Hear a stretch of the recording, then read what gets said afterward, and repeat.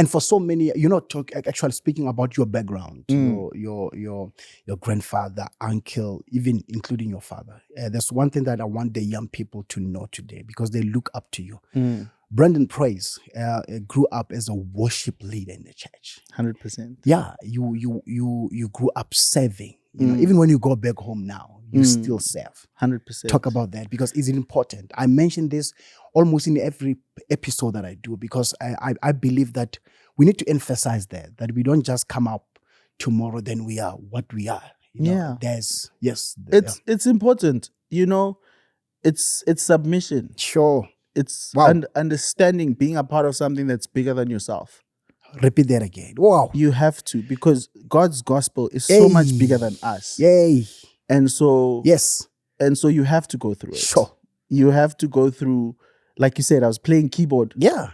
For Omega and Hot. Yeah. You have to be in those moments. You have to allow God to use you where he sees fit.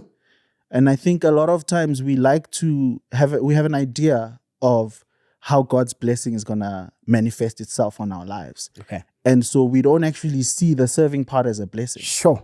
But what an honor to be. Also, it's amazing to be a part of something where you don't have to take the blame if it doesn't work. Hey, man. So there's so many lessons that we get in serving. Even to this day, I mean, one of my best friends, Murda, who's a DJ, for a lot of his projects, I'm his sound engineer. Sure. I record vocals with artists. Yeah. And for me, I don't look at it as this is beneath me. I look at it as I saw a quote the other day where it says, if you want to get somewhere, start by helping someone get where they want to go. Because in doing so, you're learning the tools. Oh, wow. There's so many tools that you need. Once God can trust you with whatever he has in store for you, he needs you to have the tools to maintain and to sustain his blessing. Sure. And you can only get that through serving. Because when you're serving, you're learning. Yes. When you're serving, you don't hold the vision. You're submitting to a vision. Yeah. And that is exactly what God is going to need you to do when he's entrusting you with your own vision. Yes. Because it's not your vision. It's his vision. Come on, man. But now if you don't have that serving platform, once the vision is at a place where it's big, it's Omega Pod. Right. You lose sight of who gave you the vision. Hey. So now you start working by your own understanding. You start working you're looking at the analytics. Sure. You're going on YouTube, you're like, this week we killed. We need to do more of this. Yeah.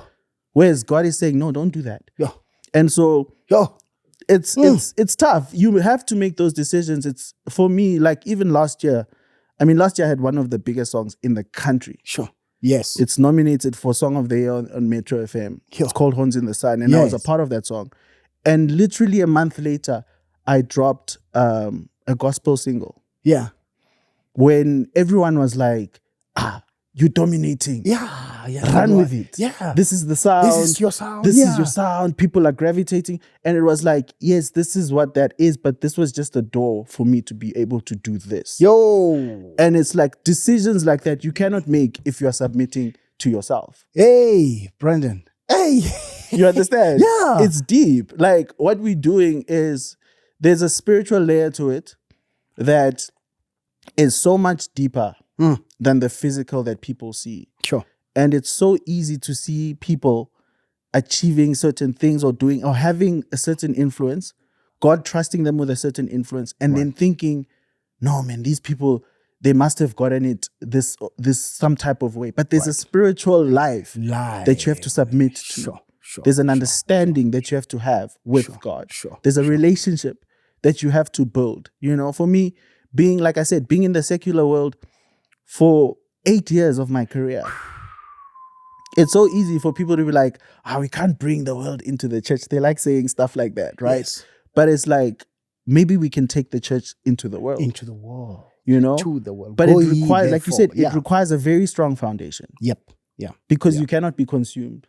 Yes. And it's very easy to fall into that. Yes. So, yeah, but again, like I said, being able to submit and be in spaces where you are you are just the water boy. Yeah. Or actually, Yes. they're just sending you to take food for your brothers. Hey.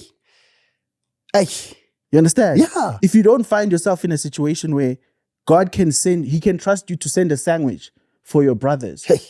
then you'll never get to a point where God trusts you to kill Goliath. It's a journey.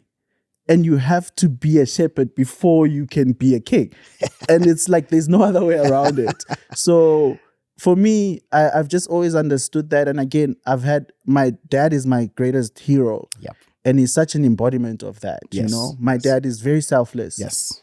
But he doesn't lead with that. Sure. Which I find a lot of people who are selfless become self-righteous. Yes. Where it's like, you know, I do everything for everyone. I do. They even use Christ. Yeah. You know, I'm a child of God. And it's like, but why are you leading with it as though that qualifies you for something? You know what I mean? Yes. It's like, we are all children of God. Sure.